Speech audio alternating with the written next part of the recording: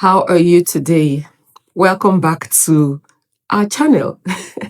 Here we study, we discuss, and we add knowledge so that we may know more and be more.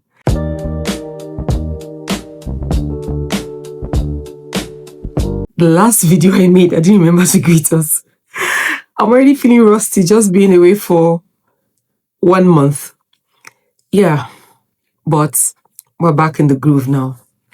How have you been? I just wanted to quickly dive in here and have a short discussion about dissatisfaction, the feeling of dissatisfaction. I came to realize that it's not always a bad thing to feel dissatisfied in life. Yes, most of us were brought up being told to be contented. I, for one, am someone who is contented. I've always been contented. I do not bother about so many things. I'm just a jolly good fellow in that sense about a lot of things. Just take things the way they come. But then it got to a point in my life where I just couldn't shake off the insistent feeling of dissatisfaction I began to have. Where it came from, I didn't know, but it was just there.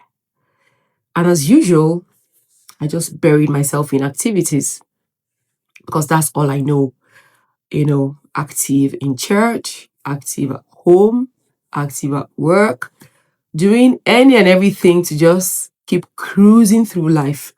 Like I said, that's what I know. And I'm sure, or I believe that a lot of us understand what it means to just spend your days one activity to the other, just being engrossed and engulfed. That's sort of a pseudo numbing effect we kind of give to ourselves, especially when we do not want to face ourselves.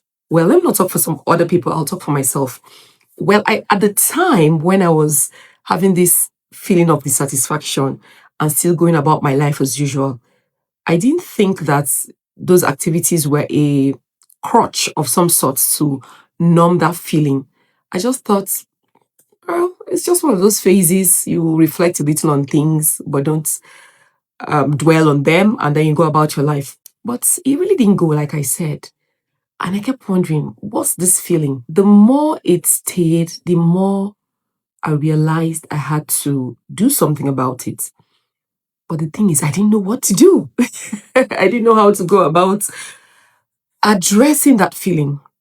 But thank God, I stumbled upon the teachings of the renowned personal development teacher and the CEO of the Proctor Institute, the late Bob Proctor. That voice was what you would call the voice of awakening for me. When I stumbled upon his teachings and then attended his trainings thereafter, and then he asked that question, what do you want? And he kept asking it throughout that 1 week of that training. I couldn't help but face that question head on and then sit with it until I was able to answer it. That question was the life changer for me. In my book, I call it the life-changing question because honestly, it was a life changer.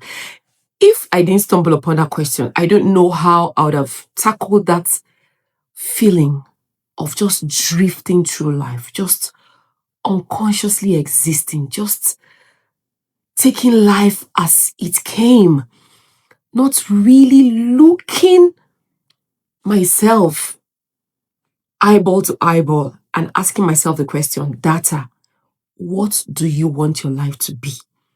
How do you want your life to be? What life do you want? So yeah, that feeling of dissatisfaction is a good thing. It can be a good thing. So if you're feeling it right now, don't think that you're being ungrateful or you're being discontented, especially if your life looks good, because mine was good. I couldn't have complained. I mean, I'm sure if I complained to some people at that time I was feeling that, they'd be like, oh my God, what an ungrateful girl, ungrateful woman. So especially if your life looks good, everything looks okay, and then you're feeling dissatisfied. The question would be, why? Why are you dissatisfied? Why? How dare you feel dissatisfied when there are countless people that would give an arm and a leg to have your life. That was my case. So my seemingly comfortable life became like my dilemma, if you may, because I was dissatisfied. But in the long run, it turned out to be a good thing because it gave me direction to discover what I had not paid attention to, which you could call the missing puzzle. The missing puzzle. I had to sit down with myself and meet myself and face all those, would you call them fears, all those denials, and the facade of everything is all right. And it was a good thing. Dissatisfaction is not always a bad thing. Of course, it's not because you're ungrateful that you're dissatisfied. It's not because you're discontented that you're satisfied. Not necessarily that. It could just be your attention being drawn. It could just be that your attention is being drawn to finding out what more there is about you, what more there is to you that you had not bothered to explore. That could be why you're feeling dissatisfied if you are feeling dissatisfied like I was. So don't shake it off. Tune in, pay attention, and let that dissatisfaction lead you to the path of discovering maybe just a little bit more of what you have not bothered to pay attention to. That's what I did. And I'm so glad for that question that came. What do you want? It led me on a journey to discovery, a journey on a path I call conscious living, conscious awareness, conscious living.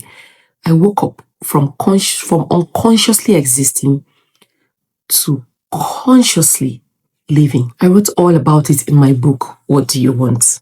Just to show you how impactful that question was. That book would start you off on the road to realization, at least realization, because I think that's the first step to actualization, realization first.